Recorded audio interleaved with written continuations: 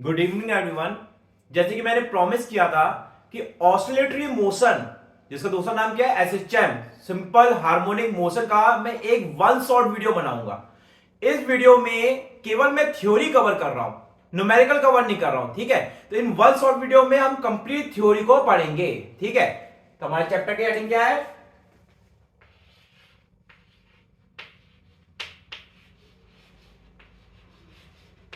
Oscillation, है ना।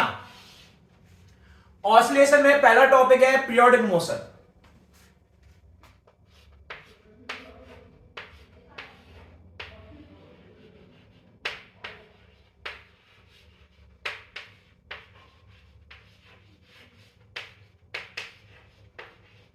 Periodic motion क्या होता है? यदि कोई पार्टिकल या कोई ऑब्जेक्ट, है ना, अपने मोशन को रिपीट करे, मतलब देखो, जैसे कि पार्टिकल है, एक सर्कुलर पाथ में मूव कर रहा है। यदि ये पार्टिकल, यहां पे पार्टिकल क्या है, पी, ये पार्टिकल पी अपने पाथ को रिपीट करता है सेम इंटरवल ऑफ टाइम में, है ना, सेम इंटरवल ऑफ टाइम पे अपने मोशन को रिपीट करता है, तो इस तरह के मोशन को कहते हैं पीरियोडिक मोशन। तो ये सर्कुलर मोशन कैसा हो जाएगा? पीरियोडिक मोशन हो जाएगा। ठीक है, यदि हमारा पाथ कुछ इस तरीके का है ना, और इस पाथ, इस मोशन को अगर कोई पार्टिकल बार बार रिपीट कर रहा है सेम इंटरवल ऑफ टाइम में, तो इस तरह के मोशन को क्या कहते हैं? पीरियोडिक मोशन कहते हैं। ठीक है,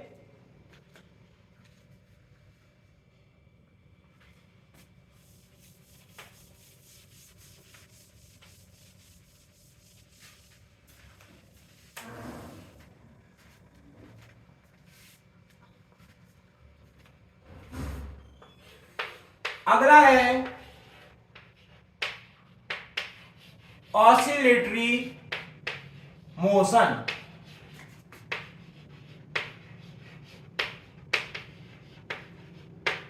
ऑसिलेटरी मोशन क्या होता है? यदि कोई पार्टिकल अपने मीन पोजीशन पे, मतलब ये हमारी पोजीशन क्या है? Mean position.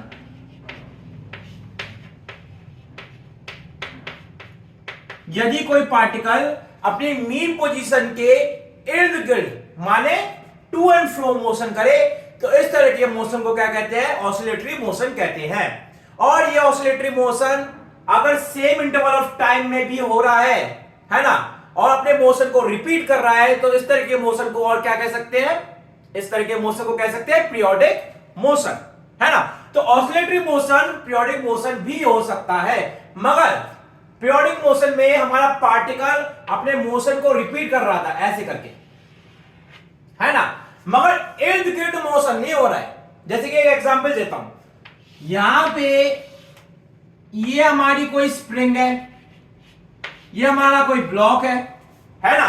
तो ब्लॉक अपनी मीन पोजीशन कौन सी? ओ पॉइंट के अबाउट इर्द गिर्द मोशन कर रहा है, टू एंड फ्रो मोशन कर रहा है। इसका मोशन कैसे है? पहले ये इधर गया, फिर वापस इधर आया, फिर वापस इधर आया, पहले इधर गया, फिर इधर, फिर इधर।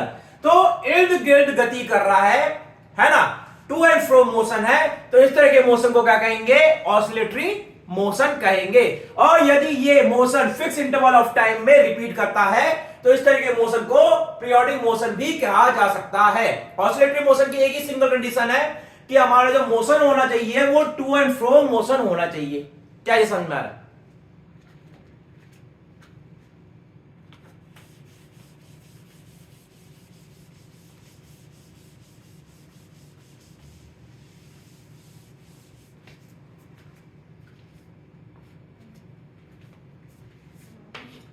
अगला है सम बेसिक टर्म, जिसमें पहला है एम्पलीट्यूड।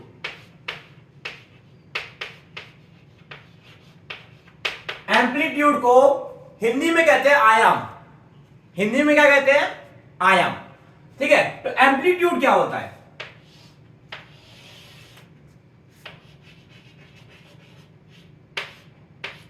यदि हमारा स्प्रिंग ब्लॉक सिस्टम, ये स्प्रिंग है, ये ब्लॉक है, यदि हमारा स्प्रिंग ब्लॉक सिस्टम उसका अधिकतम डिस्प्लेसमेंट, मैक्सिमम डिस्प्लेसमेंट अपनी मीन पोजीशन के, ये हमारी पोजीशन क्या है, मीन पोजीशन, ठीक है। मीन पोजीशन को हिंदी में कहते हैं माध्य स्थिति या आपका साम्य स्थिति, ठीक है। तो माध्य स्थिति से मैक्सिमम डिस्प्लेसमेंट है ना, मैक्सिमम डिस्प्लेसमेंट माने अधिकतम विस्थापन, तो अधिकतम विस्थापन जैसे कि हमारा डिस्प्लेसमेंट यहां तक हुआ है ना, तो माध्य स्थिति से अपना मैक्सिमम पोजीशन तक का डिस्प्लेसमेंट क्या कहलाता है, एम्पलीट्यूड कहलाता है। क्या कहलाता है, एम्पलीट्यूड। तो ए माने क्या है यहां पे, एम्पलीट्यूड।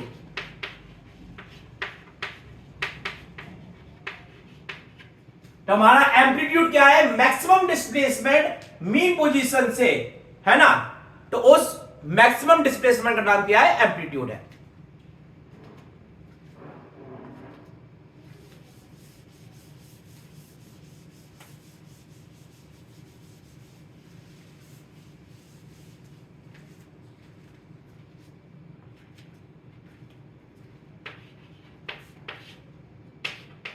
अगला है टाइम पीरियड।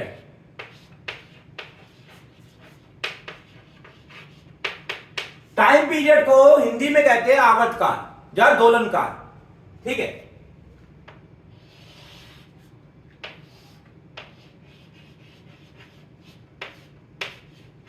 यदि हमारा ऑसिलेशन माध्य स्थिति से शुरू हुआ, माध्य स्थिति माने मीन पोजीशन, मीन पोजीशन से शुरू हुआ, यह अधिकतम विस्थापन हुआ, फिर ये वापस आया अपने माध्य स्थिति पे, फिर आया चरम स्थिति पे, चरम स्थिति माने मैक्सिमम पोजीशन, चरम स्थिति पे वापस आया, फिर आया ये माध्य स्थिति पे, है ना। तो ये कंप्लीट एक ऑसिलेशन कहलाता है। क्या कहलाता है, कंप्लीट ऑसिलेशन। और एक कंप्लीट ऑसिलेशन में लगा हुआ टाइम क्या कहलाता है, टाइम पीरियड कहलाता है। क्या ये समझ में आ रहा है ना।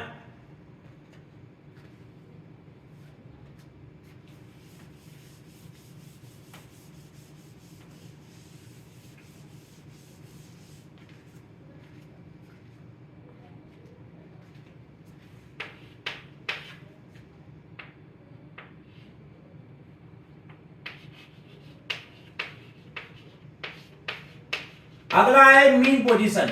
बार बार एक वर्ड आ रहा है मीन पोजीशन। तो मीन पोजीशन क्या होता है, देखो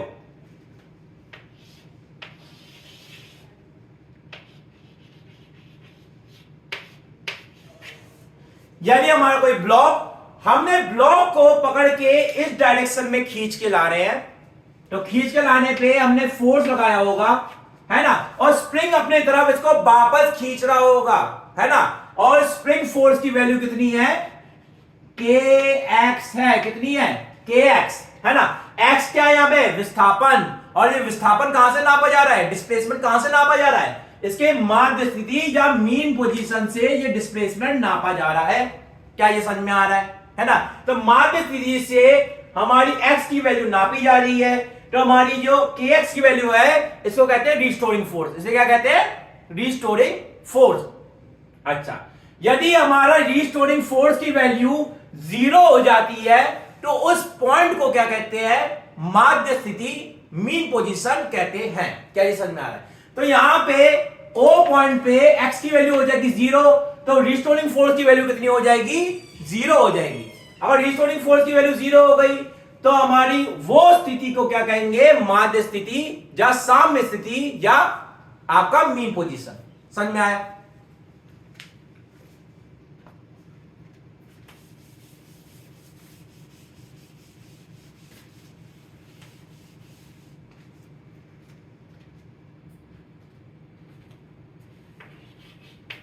अगला है फ्रीक्वेंसी। फ्रीक्वेंसी को हिंदी में कहते हैं आवृत्ति, ठीक है। तो फ्रीक्वेंसी क्या होती है, ये हमारा स्प्रिंग ब्लॉक सिस्टम है ना। हमने ब्लॉक को पकड़ा, उसको खिसका के यहां तक लेके गए, है ना, हमारा ब्लॉक इधर तक आ गया, ठीक है। अब मीन पोजीशन से चरम स्थिति तक, चरम स्थिति क्या, मैक्सिमम पोजीशन। तो मीन पोजीशन से चरम स्थिति तक, फिर वापस माध्य स्थिति पर, फिर चरम स्थिति पर, फिर माध्य स्थिति पर। तो ये एक कंप्लीट क्या होता है, ऑसिलेशन होता है। क्या होता है, ऑसिलेशन। ऑसिलेशन को हिंदी में कहते हैं दोलन। ठीक है, तो एक कंप्लीट ऑसिलेशन है ना, क्या होता है, माध्य स्थिति से चला, फिर चरम स्थिति, फिर चरम से माध्य, फिर माध्य से चरम, और चरम से माध्य। ये होता है एक ऑसिलेशन, है ना। फ्रीक्वेंसी क्या होता है, फ्रीक्वेंसी होता है, फ्रीक्वेंसी को डिनोट करते हैं एफ से। कितना होता है, frequency equal to number of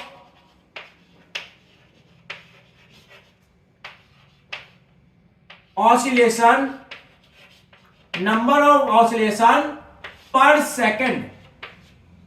number of oscillation per second को क्या कहते हैं, फ्रीक्वेंसी कहते हैं, है ना। मतलब नंबर ऑफ ऑसिलेशन, एक सेकंड में कितने नंबर ऑफ ऑसिलेशन हो रहे हैं, उस ऑसिलेशन की संख्या को क्या कहते हैं, फ्रीक्वेंसी कहते हैं। ठीक है, फ्रीक्वेंसी और टाइम पीरियड में क्या रिलेशन होता है, एफ इक्वल टू होता है 1/t के बराबर होता है। एफ इक्वल टू 1/t, है ना। एफ क्या है यहां पे, फ्रीक्वेंसी, आवर्ती, और टी क्या है यहां पे, आवर्तकाल, है ना, या दोलन काल, या टाइम पीरियड। समझ में आ रहा है।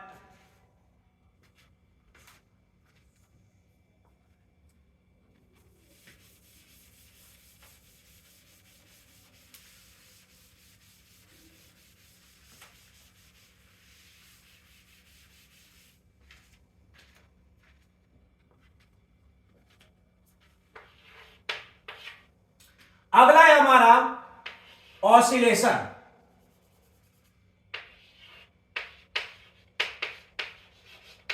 ऑसिलेशन हमने अभी पढ़ा था, क्या था ऑसिलेशन,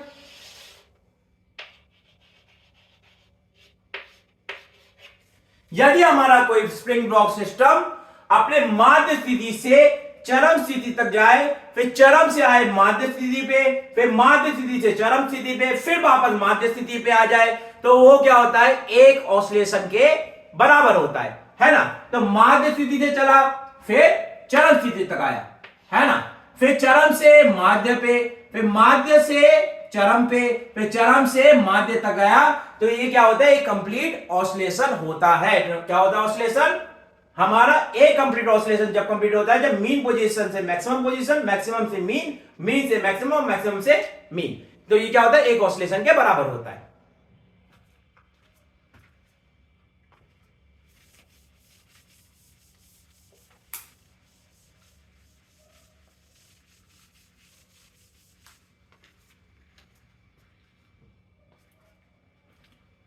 देखो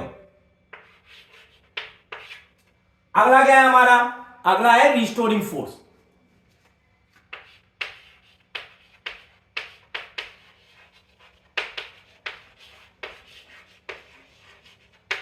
रिस्टोरिंग फोर्स क्या होता है, restoring force spring block system में किसके बराबर होता है, kx के बराबर होता है। जैसे कि हमारा स्प्रिंग ब्लॉक सिस्टम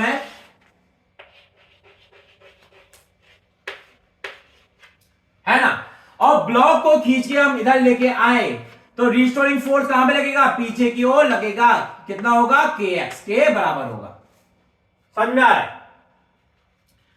हमारा माध्य स्थिति O, अगर kx की डायरेक्शन हमेशा माध्य स्थिति के तरफ होती है, kx की डायरेक्शन क्या होती है, माध्य स्थिति के तरफ होती है, रिस्टोरिंग फोर्स की डायरेक्शन हमेशा मीन पोजीशन के तरफ होती है। समझ में आ रहा है। तो रिस्टोरिंग फोर्स क्या है, जो फोर्स हमेशा मीन पोजीशन की तरफ लगे और ब्लॉक को या सिस्टम को वापस मीन पोजीशन की तरफ लेके आने की कोशिश करे, उसे क्या कहते हैं, रिस्टोरिंग फोर्स कहते हैं।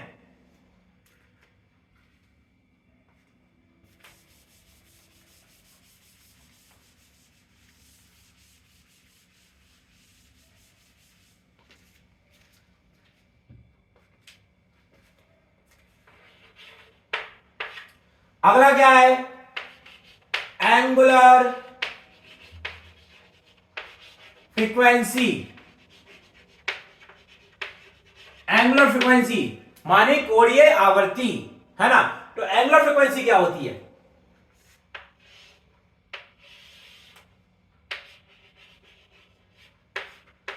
यदि स्प्रिंग ब्लॉक सिस्टम की फ्रीक्वेंसी एफ है ना, तो एंगुलर फ्रीक्वेंसी क्या होती है? एंगुलर फ्रीक्वेंसी को डिनोट करते हैं ओमेगा से। तो ओमेगा इक्वल टू कितना होता है? 2 पाई एफ के बराबर होता है।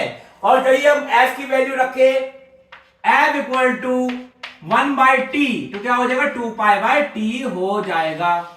क्या ये समझ में आ रहा है? ठीक है। अच्छा, हमने वृत्तीय गति सर्कुलर मोशन में एक फॉर्मूला पढ़ा था जो कि बिल्कुल सेम है इस तरीके का, omega equal to 2 pi by T. वहां पे ओमेगा का मतलब क्या होता था? एंगुलर वेग, है ना, एंगुलर वेलोसिटी।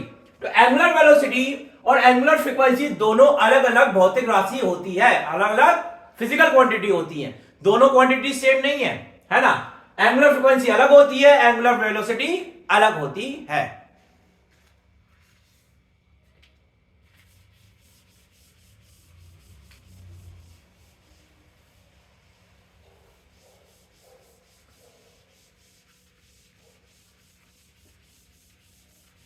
समझ में आया?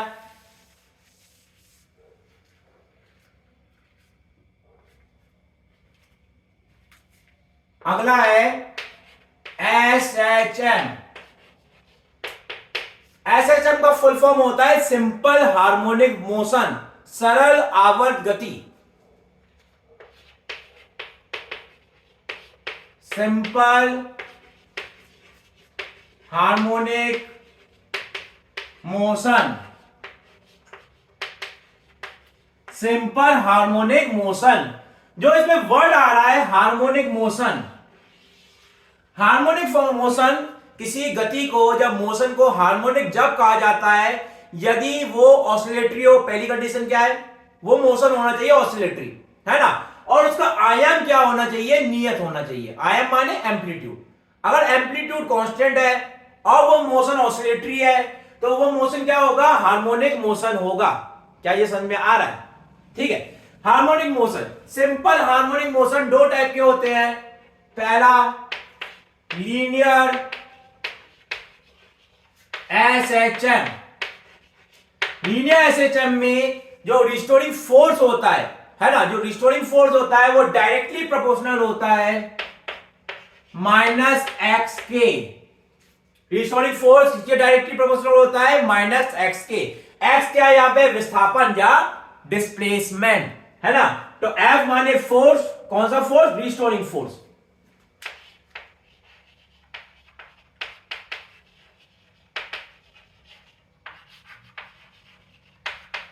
तो restoring force is directly proportional to minus x, है ना।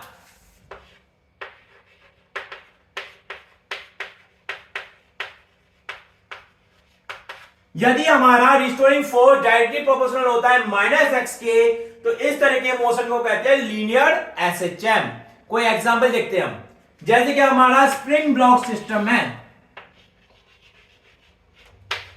तो स्प्रिंग ब्लॉक सिस्टम में ये हमारी माध्य स्थिति, यदि ब्लॉक इधर आ जाएगा तो इसमें रिस्टोरिंग फोर्स कहां पे लगेगा? पीछे की ओर लगेगा। कितना होगा? के एक्स के बराबर होगा, है ना। हमारा डिस्प्लेसमेंट हो रहा है इधर, फोर्स लग रहा है इधर, है ना, दोनों की डायरेक्शन अपोजिट है। एफ इक्वल टू कितना हो जाएगा? एफ इक्वल टू हो जाएगा माइनस का के एक्स, है ना। क्या ये समझ में आ रहा है? तो restoring force equal to minus का के एक्स, ठीक है।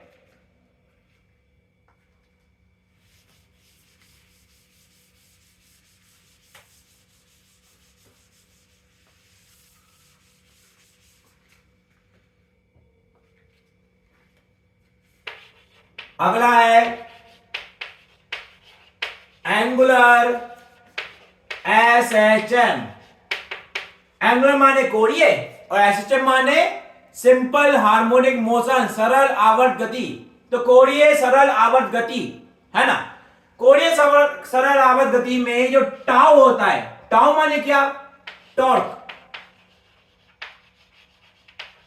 टॉर्क को हिंदी में क्या कहते हैं? बल आघूर्ण। टॉर्क को हिंदी में कहते हैं बल आघूर्ण कहते हैं। तो torque is directly proportional to minus k theta.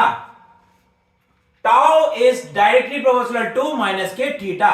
अगर प्रोपोर्शनलिटी साइन हटेगा तो एक कांस्टेंट आएगा, तो टाउ इक्वल टू कितना हो जाएगा, माइनस के सी थीटा के बराबर हो जाएगा। क्या बेटा समझ में आ रहा है?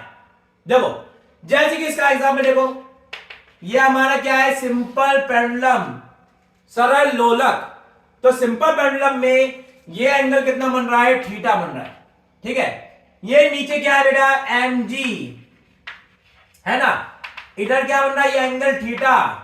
एम जी का इधर घटक क्या होगा, घटक माने कंपोनेंट, कंपोनेंट कितना होगा, एम जी साइन थीटा। आप ध्यान से देखो, ये एम जी साइन थीटा, और ये हमारी क्या है, ये हमारी माध्य स्थिति है, मीन पोजीशन है। तो मीन पोजीशन ओ पे ये इस ब्लॉक को, इस बॉब को वापस लाने की कोशिश कर रहा है, एम जी साइन थीटा। तो एम जी साइन थीटा यहां पे क्या है, रिस्टोरिंग फोर्स है।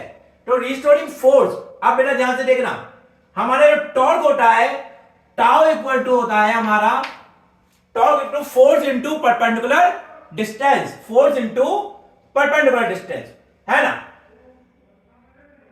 तो हमारी वैल्यू क्या हो जाएगी,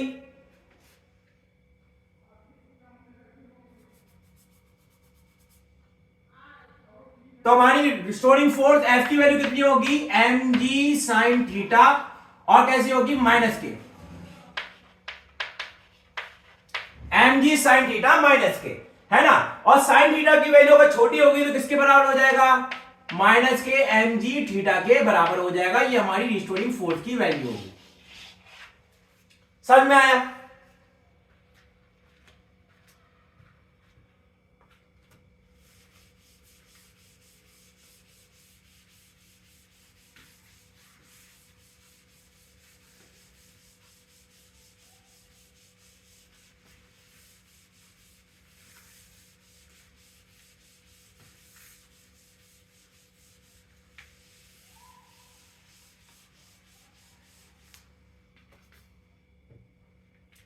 अगला देखो, अगला है displacement in SHM. Displacement in SHM. तो डिस्प्लेसमेंट इन एसएचएम कैसे दिया जाता है, देखो ध्यान से, हमारा जो ब्लॉक है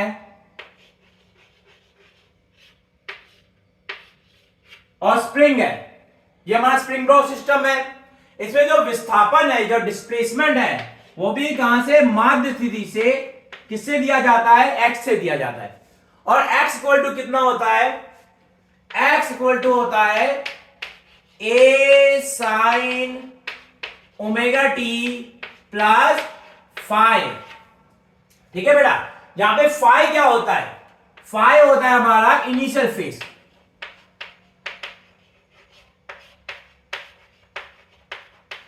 फाई क्या है, यहां पे इनिशियल फेज है। इनिशियल फेज निकालने के लिए जो एक्स की इक्वेशन होती है, वहां पे टी की वैल्यू क्या रख देते हैं, 0 रख देते हैं। अगर टी की वैल्यू 0 रखेंगे, उसके बाद जो एंगल बचता है, जो कोण बचता है, वो क्या होता है, इनिशियल फेज होता है। समझ में आ रहा है ना।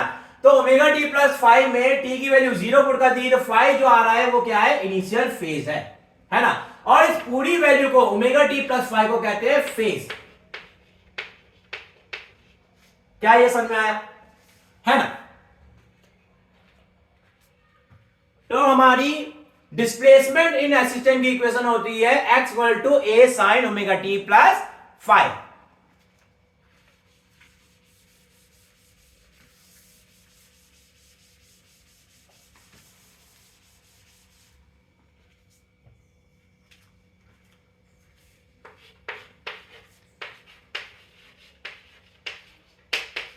Velocity in SHM, velocity in SHM, इसकी इक्वेशन दी जाती है v equal to omega under root A square minus X square. v equal to omega under root A square minus X square, ये हमारी वेलोसिटी इन एसएचएम होती है। क्या ये समझ में आ रहा है? यहां पे a क्या है, यहां पे a माने एम्पलीट्यूड, x माने क्या है, डिस्प्लेसमेंट,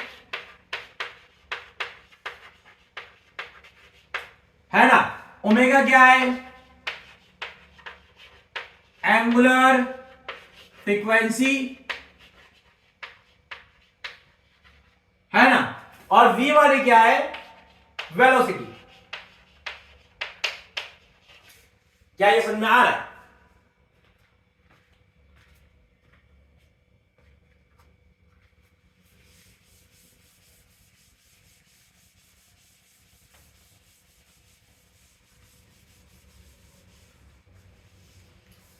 अगला है हमारा एक्सलेशन इन एसएचएम।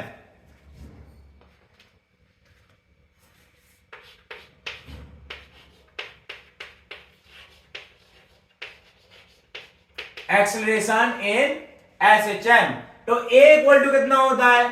एक्सलेशन माने ए, ठीक है, तो ए इक्वल टू माइनस का omega square X, A equal to minus का ओमेगा स्क्वायर एक्स। यहां पे ओमेगा क्या है? एंगुलर फ्रीक्वेंसी, और एक्स क्या है? डिस्प्लेसमेंट है। क्या बेटा समझ में आ रहा है? और ए माने एक्सलेशन, ठीक है, तो ए इक्वल टू माइनस का ओमेगा स्क्वायर एक्स के बराबर होता है।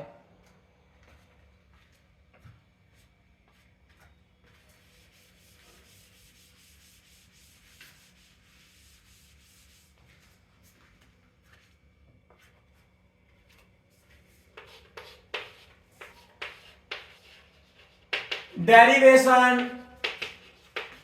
of displacement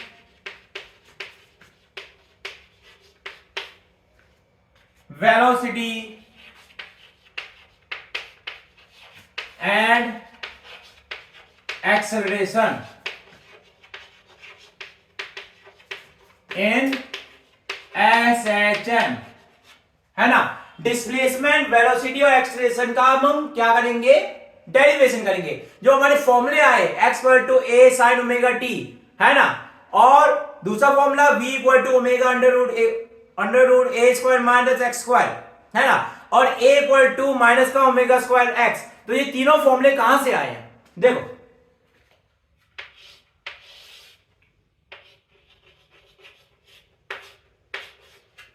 ये हमारा ब्लॉक है, हमने ब्लॉक को पकड़ के इधर लेके आए, ठीक है, पीछे की ओर क्या लगेगा? एक रिस्टोरिंग फोर्स लगेगा, जिसकी वैल्यू कितनी होगी? kx के बराबर होगी।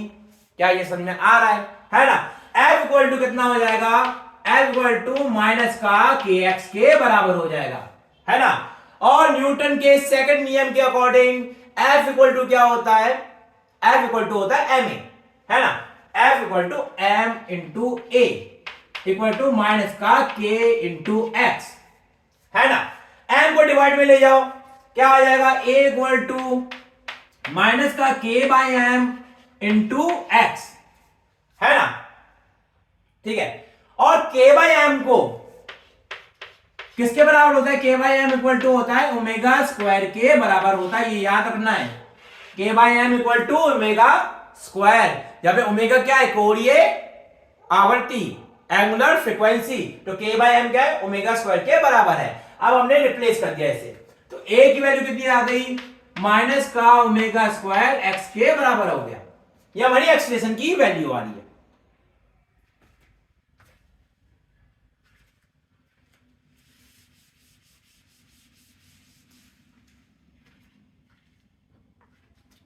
देखो, एक्सप्रेशन a की वैल्यू किसके बराबर होती है? v dv बाय dx के बराबर होता है। a equal to v dv by dx equal to minus का ओमेगा स्क्वायर x, है ना। अब इसका समाकलन करेंगे, तो v dv इक्वल टू हो जाएगा माइनस का ओमेगा स्क्वायर x dx, है ना। तो माध्य स्थिति पे x की वैल्यू कितनी है? 0 है, और वहां पे वेग क्या होगा? अधिकतम होगा। वहां पे वेग क्या होता है? माध्य स्थिति पे वेग की वैल्यू या वेलोसिटी की वैल्यू क्या होती है? अधिकतम होती है ना। तो कितनी होगी? अधिकतम वेग की वैल्यू होती है किसके बराबर? हमारा a ओमेगा के बराबर होती है। कितने बराबर होती है? a omega. तो x इक्वल टू 0 पे वेग कितना है? a ओमेगा के बराबर है ना। और किसी एक पर्टिकुलर पॉइंट पे जहां पे विस्थापन कितना है? x है, वहां पे वेग की वैल्यू कितनी हो जाएगी, v के बराबर हो जाएगी। क्या ये समझ में आ रहा है?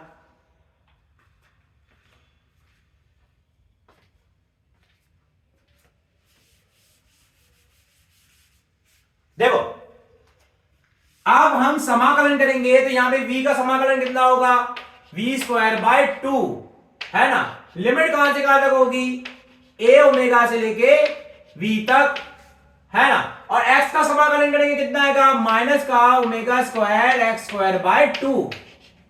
लिमिट कहां से कहां तक, 0 से लेके x तक। क्या ये समझ में आ रहा है?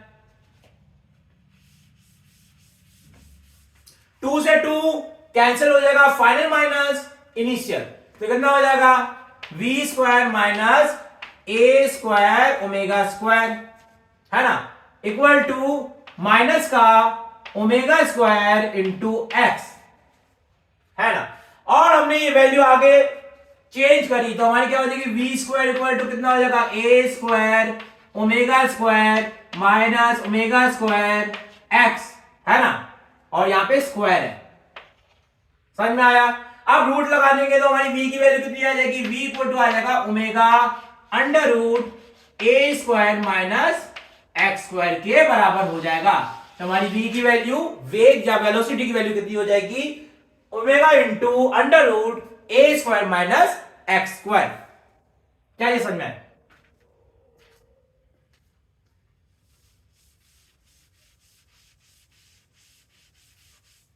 ठीक है। v इक्वल टू कितना होता है, v इक्वल टू होता है dx/dt, dx/dt equal to omega under root a² minus x² है ना। तो dx कितना हो जाएगा, dx डिवाइडेड बाय रूट में a² minus x² equal to omega dt, omega dt। Time t equal to 0 पे अगर हमारा पार्टिकल माध्य स्थिति पे हो, t इक्वल टू 0 पे हमारा पार्टिकल माध्य स्थिति पे है, तो इनिशियल फेज फाई की वैल्यू हो जाती है 0।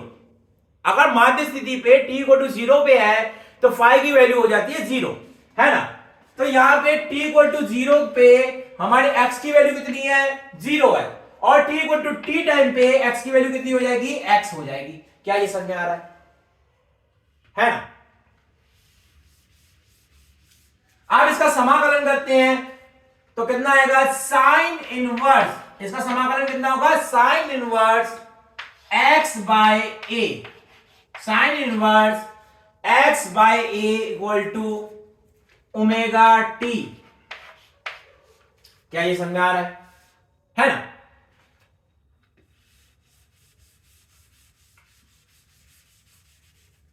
अब साइन को उधर ले जाते हैं तो x by a equal to sine omega t, और x इक्वल टू कितना हो जाएगा, a साइन ओमेगा t के बराबर हो जाएगा। ये हमारी आई विस्थापन की इक्वेशन। समझ में आया?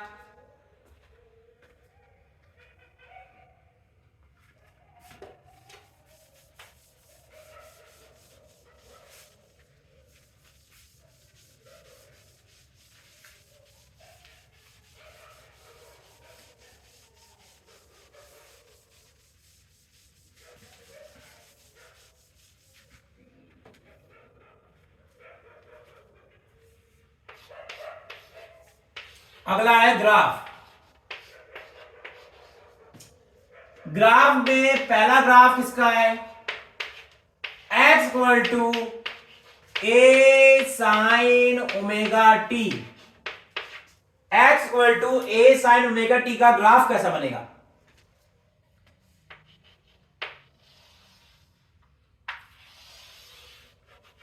ध्यान से देखना। x equal to a sine omega t है ना, a साइन ओमेगा t में जो साइन का ग्राफ कैसा होता है, ये होता है हमारा साइन का ग्राफ है ना। साइन की मैक्सिमम वैल्यू कितनी होती है, 1 होती है, तो x की वैल्यू कितनी हो जाएगी, a के बराबर हो जाएगी। है ना। साइन की मिनिमम वैल्यू कितनी होती है, -1 होती है, तो एक्स की वैल्यू कितनी हो जाएगी, -a।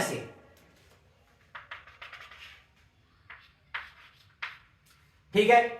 अच्छा, जब x की वैल्यू a है तो t की वैल्यू कितनी होगी, यहां पे क्या है x, यहां पे है t, तो t की वैल्यू कितनी होगी, यदि हमारा x a पॉइंट पे a के बराबर हो जाएगा तो a इक्वल टू कितना हो जाएगा, a sine omega t, a से कैंसिल हो जाएगा, साइन ओमेगा t कितने के बराबर हो गया, 1 के बराबर हो गया, है ना। और साइन में किसकी वैल्यू 1 के बराबर होती है, साइन में 1 के बराबर कितना होता है, π/2, तो साइन 90 डिग्री की वैल्यू कितनी होती है, 1 के बराबर होती है ना। तो ओमेगा टी इक्वल टू कितना हो जाएगा, π/2। ठीक है, ओमेगा की वैल्यू कितनी है, 2π/T into small T equal to π/2। ठीक है, पाई से पाई कैंसिल हो जाएगा तो स्मॉल टी की वैल्यू कितनी हो जाएगी, small T equal to capital T/4 हो जाएगी, कैपिटल T/4। तो ये वाला जो पॉइंट है ये कितना हो जाएगा, कैपिटल T/4 के बराबर हो जाएगा। क्या ये समझ में आ रहा है ना। यहां पे इस पॉइंट पे x की वैल्यू कितनी है, x की वैल्यू है 0, और साइन 0 कब होता है, जब हमारी एंगल की वैल्यू हो कितनी, 0, पाई, 2 पाई, 3 पाई, तो हमारी ओमेगा टी की वैल्यू कितनी हो जाएगी, पाई के बराबर हो जाएगी। ओमेगा की वैल्यू कितनी, 2π/कैपिटल t into small T equal to pi, pi से पाई कैंसिल हो गया, स्मॉल टी की वैल्यू कितनी हो गई, कैपिटल T/2 हो गई। क्या ये समझ में आ रहा है, तो यहां पे ये पॉइंट कितना हो जाएगा, कैपिटल T/2 हो जाएगा। ठीक है, तो T/4 T/2, यहां पे कितना हो जाएगा, T/4 और ऐड कर देंगे तो कितना हो जाएगा, 3T/4, है ना। यहां पे कितना हो जाएगा, T के बराबर हो जाएगा, है ना। तो यहां से लेके यहां तक, फिर यहां से यहां तक, फिर यहां से यहां तक, क्या है ये, यहां पे एक कंप्लीट ऑसिलेशन है, और एक कंप्लीट ऑसिलेशन में लगे हुए टाइम को क्या कहते हैं, टाइम पीरियड या आवर्तकाल कहते हैं। तो यहां पे हमारा ऑसिलेशन, एक ऑसिलेशन कंप्लीट हो रहा है। क्या ये समझ में आ रहा है।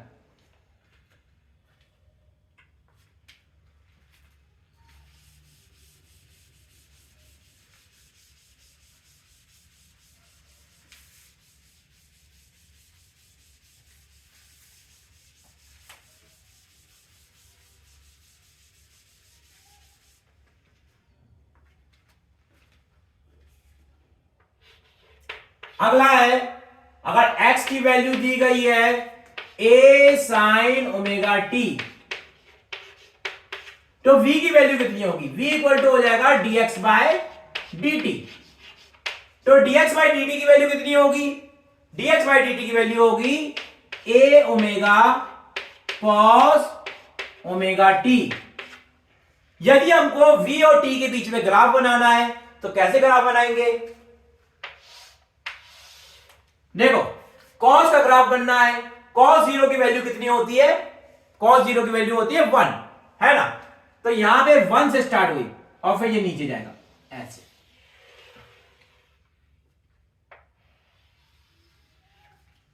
समझ में आ रहा है। तो जब cos ओमेगा टी की वैल्यू, cos ओमेगा टी की वैल्यू 1 होती है तो v की वैल्यू कितनी हो जाएगी, a ओमेगा के बराबर हो जाएगी। और जब इसकी वैल्यू मिनिमम कितनी होती है, -1 के बराबर होती है, तो v की वैल्यू कितनी हो जाएगी, -k a ओमेगा के बराबर हो जाएगा। क्या ये समझ में आ रहा है। ठीक है, यहां पे जब v की वैल्यू a ओमेगा के बराबर है तो t की वैल्यू आ रही है 0, है ना। जब v की वैल्यू 0 होगी तो यहां पे टाइम की वैल्यू कितनी हो जाएगी, T/4 के बराबर हो जाएगी, है ना। कैसे हुई T/4 के बराबर, यदि हमने v को 0 कर दिया तो 0 इक्वल टू क्या हो जाएगा, cos ओमेगा टी के बराबर हो जाएगा। और 0 कहां पे होता है, π/2, 3π/2, है ना। इन वैल्यू पे क्या हो जाती है, cos की वैल्यू 0 हो जाती है। तो क्या होगा, π/2 इक्वल टू ओमेगा टी, है ना। तो π/2 equal to 2π/t into small t, small t की वैल्यू कितनी हो जाएगी, कैपिटल T/4 के बराबर हो जाएगी। क्या ये समझ में आ रहा है ना, कैपिटल T/4। और इस पॉइंट पे हमारी स्मॉल टी की वैल्यू कितनी हो जाएगी, t/2 के बराबर हो जाएगी, और यहां पे कितनी हो जाएगी 3t/4, है ना, और यहां पे कितनी हो जाएगी कैपिटल टी के बराबर हो जाएगी। ये सारी वैल्यू निकाल सकते हैं कैसे, जैसे आपने यहां पे v की वैल्यू कितनी ली, 0 ली, यहां पे कितनी हो जाएगी माइनस के ओमेगा, माइनस के ओमेगा हो जाएगी, यहां माइनस का ओमेगा पुट करके टी की वैल्यू निकाल सकते हैं। समझ में आ रहा है? ठीक है, तो यहां पे क्या था, v था, यहां पे क्या था टाइम t। समझ में आया?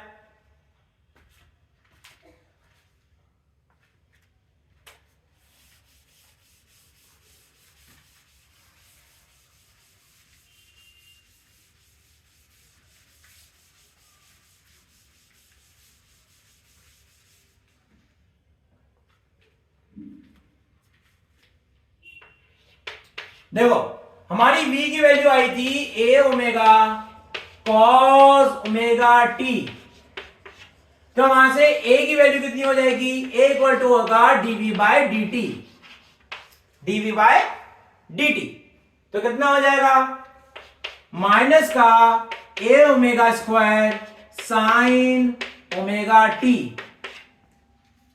और इसका ग्राफ कैसे बनेगा, साइन का ग्राफ कैसा बनता था हमारा, साइन का ग्राफ इस तरीके से बनता था, है ना, और यहां पे माइनस साइन आ रहा है, तो ये ग्राफ क्या हो जाएगा, ऐसे करके फ्लिप हो जाएगा।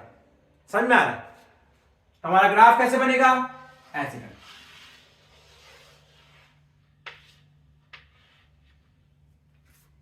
यहां तक अपने पॉइंट क्लियर है?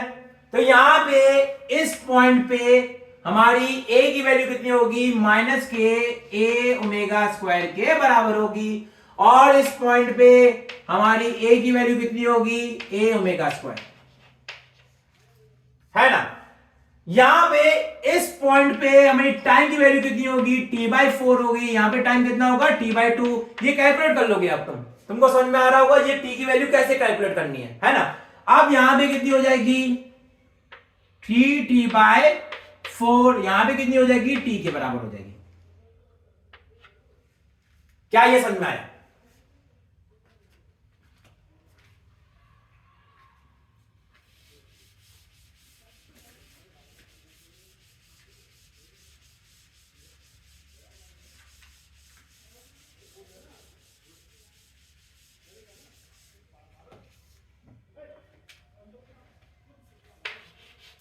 देखो बेटा a इक्वल टू कितना है, माइनस का ओमेगा स्क्वायर x के बराबर है। ये इक्वेशन किसको शो करता है, ये इक्वेशन शो करता है एक स्ट्रेट लाइन को। किससे शो करता है, एक सरल सिंपल स्ट्रेट लाइन को शो करता है, क्योंकि हमारी y इक्वल टू क्या होता है mx प्लस c।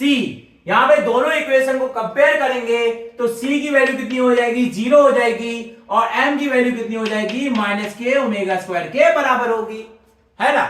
अगर हम a और x के बीच में ग्राफ बनाएंगे, यहां पे x बनाया, यहां पे क्या बनाया a, हमारा स्लोप कैसा है, नेगेटिव है। नेगेटिव है तो हमारा एंगल कितना होगा, ग्रेटर देन 90 डिग्री होगा। तो हमारी स्ट्रेट लाइन कैसे बनेगी, ओरिजिन से पास करती हुई ऐसे करके हमारी स्ट्रेट लाइन बन जाएगी, है ना। किसके लिए, a इक्वल टू माइनस का ओमेगा स्क्वायर x के लिए। क्या ये समझा?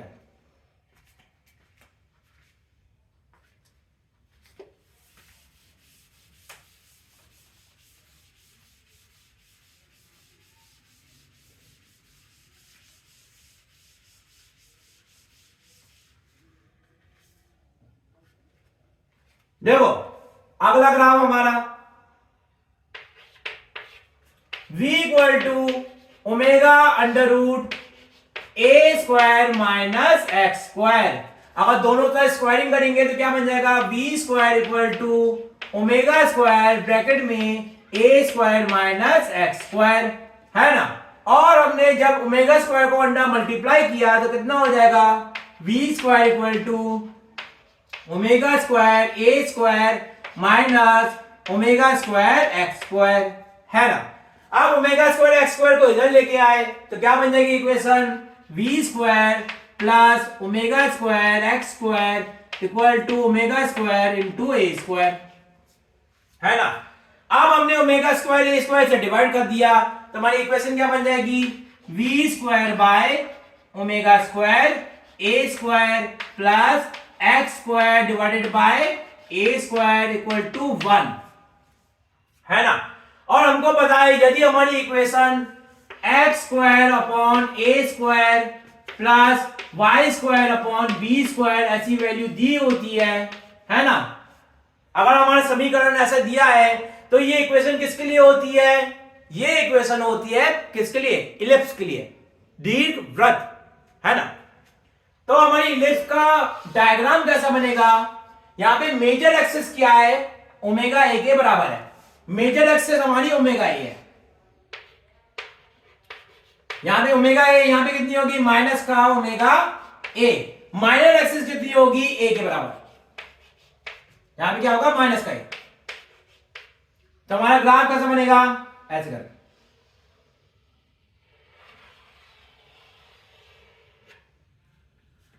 समझ में आया? तो ये हमारा लिस्ट बनेगा।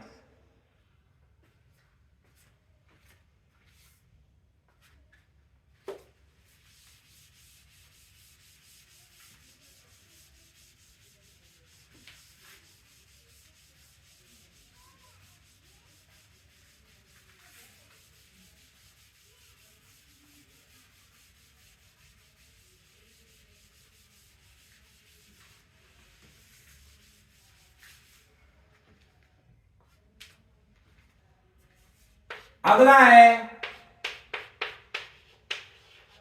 Energy in SHM. एसएचएम में दो तरह की एनर्जी होती है, एक काइनेटिक एनर्जी जिसे हिंदी में कहते हैं गतिज ऊर्जा, और एक होती है पोटेंशियल एनर्जी जिसे कहते हैं स्थितिज ऊर्जा, है ना। तो पहली है काइनेटिक एनर्जी।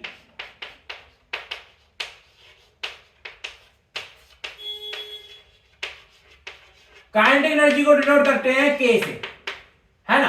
तो के इक्वल टू कितना हो जाएगा? 1/2 mv स्क्वायर। काइनेटिक एनर्जी कितनी होती है? 1/2 mv स्क्वायर के बराबर होती है। और v इक्वल टू कितना होता है? v इक्वल टू होता है omega under root A square minus X square, है ना। अब v की वैल्यू इधर पुट कर दी हमने, तो हमारी इक्वेशन क्या बन गई?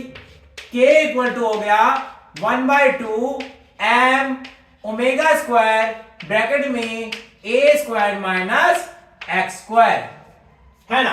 और x इक्वल टू कितना होता है? x इक्वल टू होता है a sine omega t। x equal to a sine omega t। अब x की वैल्यू हमने इधर पुट कर दी, तो k की वैल्यू कितनी हो जाएगी? k equal to 1/2 m omega square bracket में a square minus a square sine square omega t. 1/2 m omega square bracket में a square minus a square sine square omega T.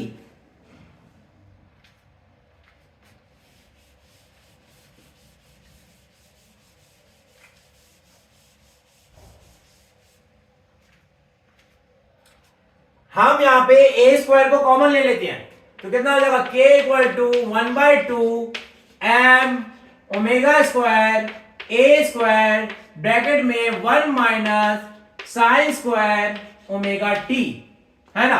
तो कितनी value हो जाएगी? 1/2 m omega square ए square cos square omega t. ये हमारी होगी kinetic energy की value, k की वैल्यू। क्या ये समझ में आ रहा है?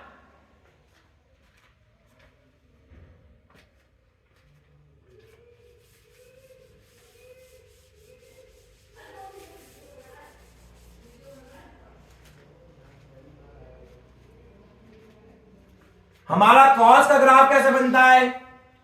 कॉस का ग्राफ इस तरीके से बनता है। ये हमारा किसका ग्राफ है? कॉस का ग्राफ है। और कॉस स्क्वायर का ग्राफ क्या होगा? यही ग्राफ कहां पे शिफ्ट हो जाएगा? थोड़ा ऊपर शिफ्ट हो जाएगा। तो हमारी के की वैल्यू कितनी बनेगी? के का ग्राफ कैसे बनेगा? यहां पे क्या है? टाइम, यहां पे क्या है? के। तो के और टाइम के बीच में ग्राफ कैसा बनेगा? कुछ इस तरीके से ऐसा होगा हमारा काइनेटिक एनर्जी और टाइम के बीच का ग्राफ। क्या ये समझा? ठीक है। और यहां पे मैक्सिमम काइनेटिक एनर्जी कितनी होगी जब cos ओमेगा टी की वैल्यू कितनी हो जाए 1 हो जाए। अब 1 हो जाएगी तो हमारी काइनेटिक एनर्जी कितनी हो जाएगी 1/2 m ओमेगा स्क्वायर ए स्क्वायर के बराबर हो जाएगी, है ना। और मिनिमम वैल्यू काइनेटिक एनर्जी की कितनी होगी 0 होगी, ठीक है।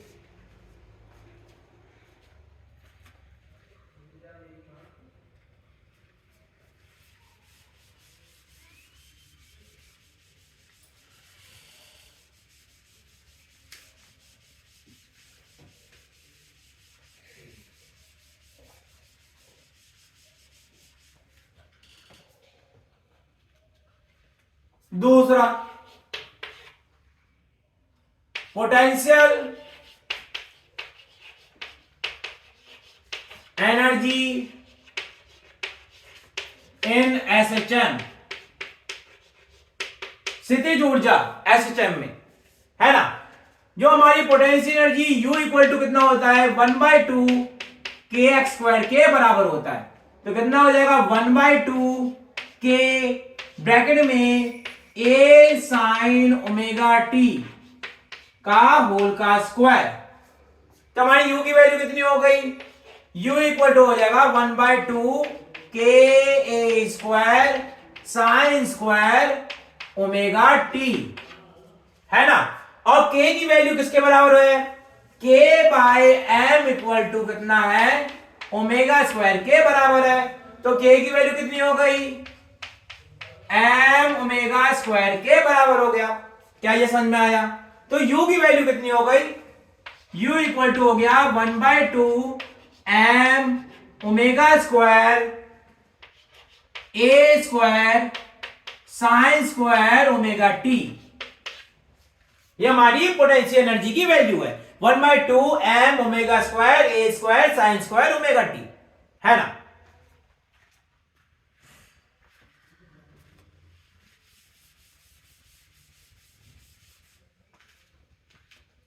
तो U और टाइम के बीच में ग्राफ कैसा बनेगा, ये टाइम और ये हमारा U। देखो साइन स्क्वायर ओमेगा टी है, जो साइन का ग्राफ बनता है वो कहां पे शिफ्ट हो जाएगा, ऊपर की ओर शिफ्ट हो जाएगा। तो हमारा ग्राफ कैसे बनेगा पोटेंशियल एनर्जी और टाइम के बीच में,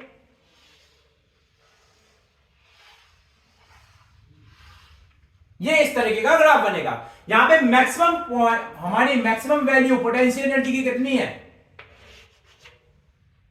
1/2 एम ओमेगा स्क्वायर ए स्क्वायर, है ना।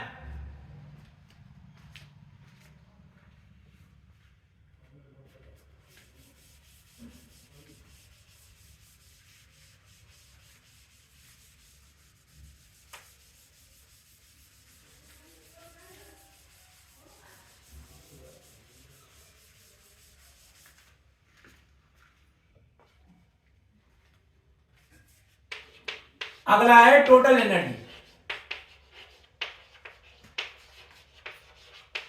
टोटल एनर्जी माने कुल ऊर्जा।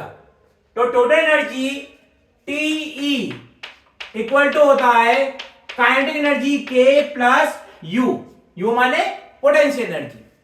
तो हमारी वैल्यू कितनी हो जाएगी 1/2 एम ओमेगा स्क्वायर ए square cos square omega T plus 1/2 M omega square ए स्क्वायर साइन स्क्वायर, है ना, साइन स्क्वायर ओमेगा टी। समझ में आ रहा है। देखो यहां पे 1/2 एम ओमेगा स्क्वायर ए स्क्वायर को ले लिया कॉमन, तो टोटल एनर्जी कितनी हो गई M omega square A square by 2 bracket में क्या होगा, ब्रैकेट में cos square omega T plus sine square omega T, है ना।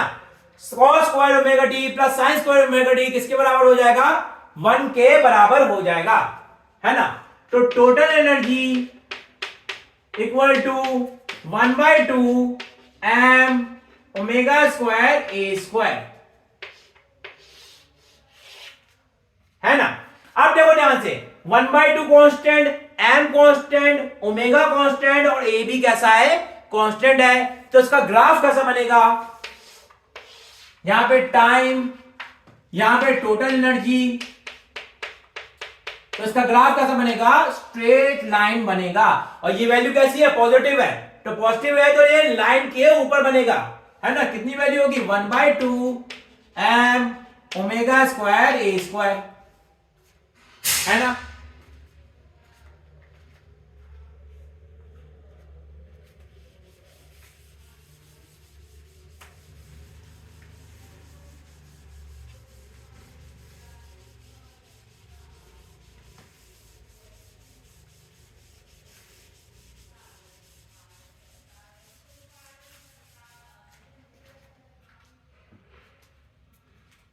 अगला है average energy in SHM, average energy in SHM. Average value कितनी होती है एनर्जी की, पहली एनर्जी कौन सी है, kinetic energy.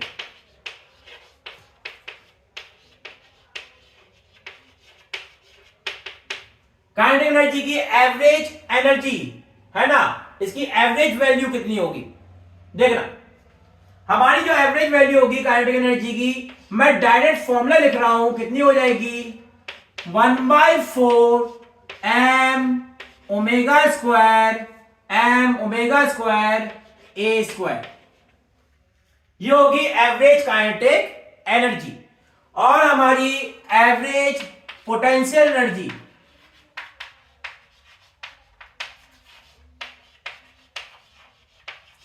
Average potential energy कितनी होगी, 1/4 एम ओमेगा स्क्वायर ए स्क्वायर। ये होगी एवरेज पोटेंशियल एनर्जी, समझ आया। ये जो ब्रैकेट के साइन है ये क्या शो करते हैं, एवरेज वैल्यू को शो करते हैं।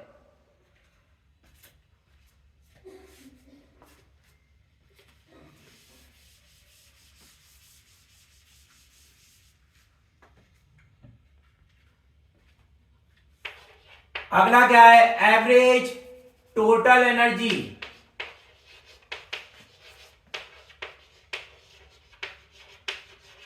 एवरेज टोटल एनर्जी कितनी होगी, टोटल एनर्जी का एवरेज वैल्यू कितनी होगी, 1/2 एम ओमेगा स्क्वायर ए स्क्वायर के बराबर होगा। समझ में आया।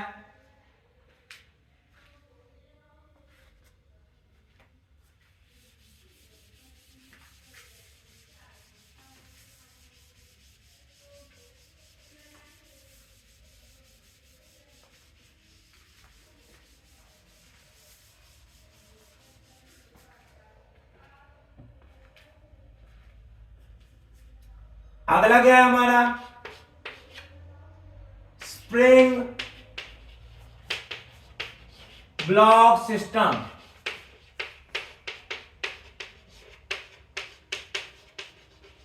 स्प्रिंग ब्लॉक सिस्टम में पहला सिस्टम है सीरीज। यदि हमारे स्प्रिंग सीरीज में लगे हो तो हमारी के इक्विवेलेंट माने कुल बल, आपका बल नियतांक, कुल बल नियतांक की वैल्यू कितनी होगी, स्प्रिंग कांस्टेंट की वैल्यू, आपका इक्विवेलेंट स्प्रिंग कांस्टेंट की वैल्यू कितनी होगी वो पता करते हैं।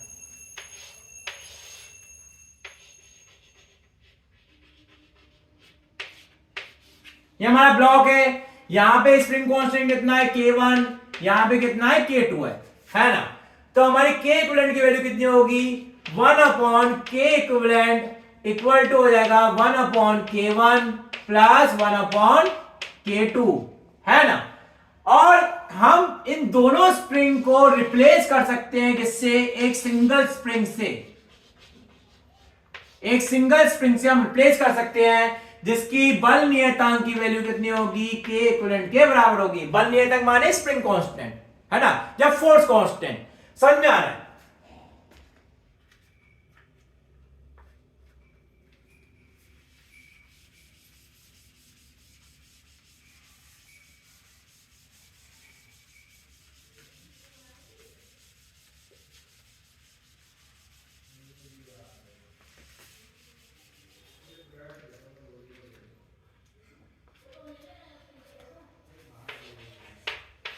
अगला है parallel, parallel combination. Parallel combination दो तरीके से बन सकते हैं। पहला इस तरीके से,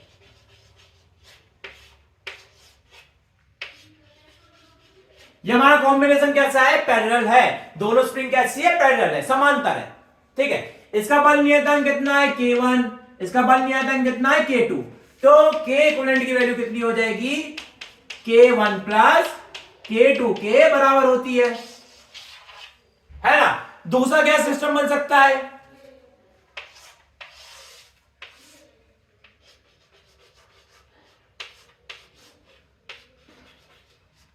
ये हमारा K1, ये हमारा K2। तो K इक्विवेलेंट की वैल्यू कितनी होगी, K1 प्लस K2 के बराबर हो गई। समझ में आया।